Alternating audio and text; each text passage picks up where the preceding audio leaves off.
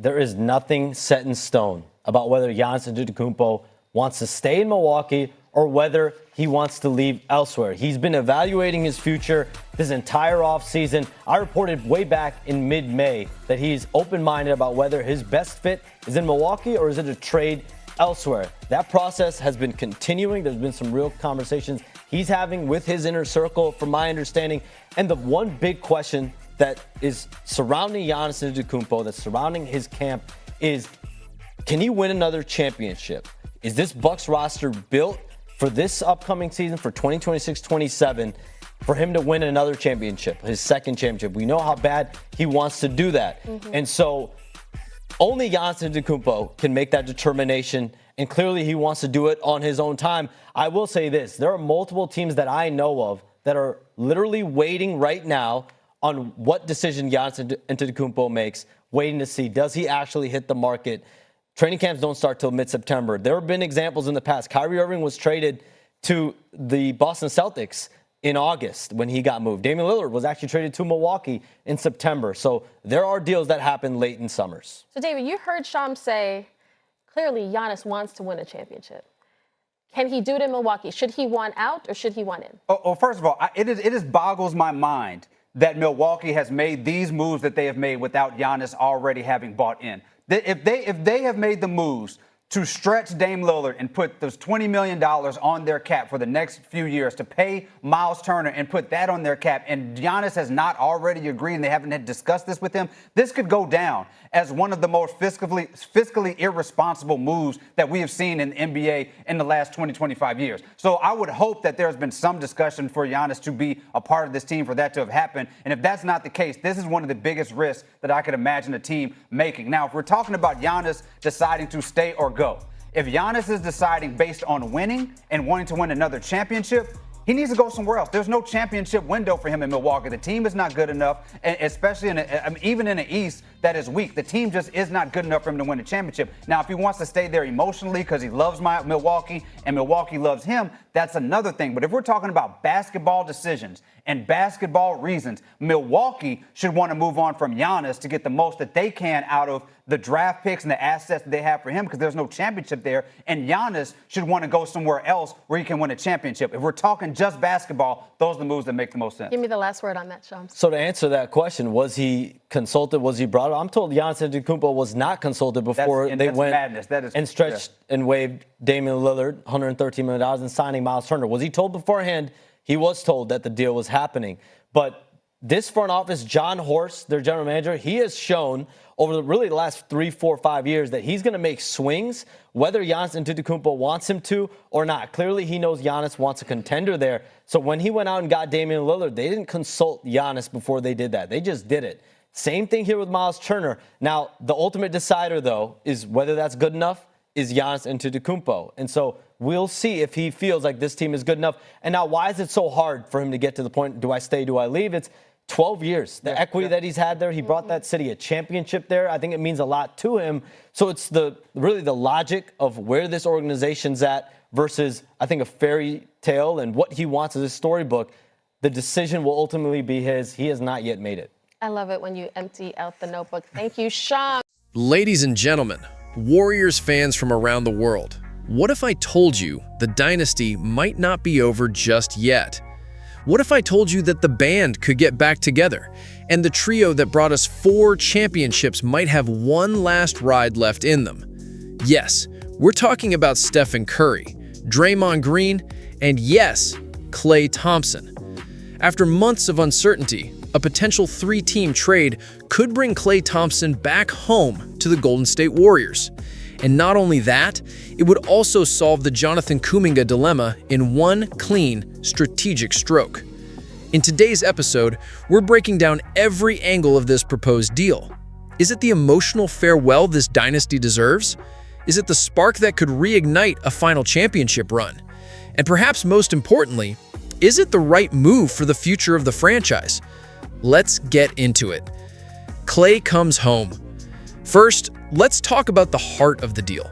Klay Thompson potentially returning to the Bay. After 13 unforgettable seasons with the Warriors, Thompson left last offseason in a bittersweet free agency move, signing with the Dallas Mavericks. What stung the most? He signed for less than what Golden State had previously offered. In Dallas, Klay averaged a solid 14 points per game on 41.2% shooting with 39.1% from deep. Respectable numbers, but clearly a step down from his prime. He had moments, flashes of that Game 6 Klay magic, but it wasn't the same. It didn't feel right. Let's be honest, Klay never looked natural in a Mavericks jersey. And if we're being real, he probably never felt like anything other than a visitor. Now, this trade could bring him home, back to the Bay, back to Chase Center, back to the only franchise that ever truly embraced him. This isn't just a basketball decision, it's a cultural one. It's a legacy move. Bringing Klay back into a Warriors locker room that already added Jimmy Butler at the last season's trade deadline would give Golden State the chance to make one final push with its original core. The chemistry is already there. The brotherhood is unbreakable. And more than anything, Warriors fans deserve the chance to see the trio of Curry, Thompson, and Green retire together on their terms. That kind of storybook ending almost never happens in the NBA. But this might be the rare exception. The Kuminga situation finally resolved. Now let's be real. As exciting as a Klay return is, this trade also represents a clean break from a growing problem, the Jonathan Kuminga situation. Kuminga is a gifted player, no doubt. At 22 years old, he averaged 15.3 points, 4.6 rebounds, and 2.2 assists last season on 45.4% shooting. His physical tools are elite. His ceiling is high. But his fit with the Warriors, that's been in question for a while. He's reportedly turned down extension offers and made it clear he's not aligned with the current direction of the franchise. And under Steve Kerr's system, his usage has been inconsistent. He wants more freedom, more touches, more of a central role. And the Warriors, well, they're trying to win now. Sending Kuminga to the Sacramento Kings gives both parties what they want. Kuminga gets a chance to reset in a faster-paced, more open offense, and Golden State gets to move forward with clarity. In return, the Warriors would receive Sacramento's 2030 first-round pick. That might seem far down the line, but for a team looking to reload while still competing, that kind of asset matters. The other teams win too. Let's not ignore the other moving parts of this deal. The Dallas Mavericks would receive Malik Monk from the Kings, one of the best bench scorers in the league last year. He averaged 17.2 points, 3.8 rebounds, and 5.6 assists per game, and brings instant offense. For a Mavericks squad still licking their wounds from a disappointing playoff exit, that's a big pickup. The Kings, on the other hand, would be going all in on upside. They'd receive not only Kuminga, but also Brandon Williams, an underrated rotational piece who shot a scorching 40% from deep and averaged 8.3 points per game last season. Sacramento has the flexibility and spacing to let Kuminga fly. This could be a breakout opportunity for him. In the end, all three teams walk away with value. But make no mistake, this trade would belong to the Warriors in terms of meaning, emotion, and legacy. So, where does this leave us, Dub Nation? It leaves us on the verge of something rare, something special. The chance to see Klay Thompson, Stephen Curry, and Draymond Green take the floor together one more time, to chase one more ring, to write the final chapter of the greatest trio in modern NBA history on their terms. And yes, it would come with sacrifice. Letting go of a young talent like Kuminga is no small thing. But maybe it's time to stop forcing a fit that was never truly there. Maybe it's time to stop chasing both the future and the past, and instead focus on the now. And let's not forget, the Warriors aren't just reuniting the old core. They've already brought in Jimmy Butler. They've got solid veterans like Kevon Looney, Gary Payton II, and Dario Saric. If Klay comes home, this team has the tools to make a serious playoff push, maybe even a finals run. Now we want to hear from you, Warriors Nation. Should the Warriors bring Klay Thompson back home for one last run? Is it worth giving up on Kuminga's upside to reunite the dynasty?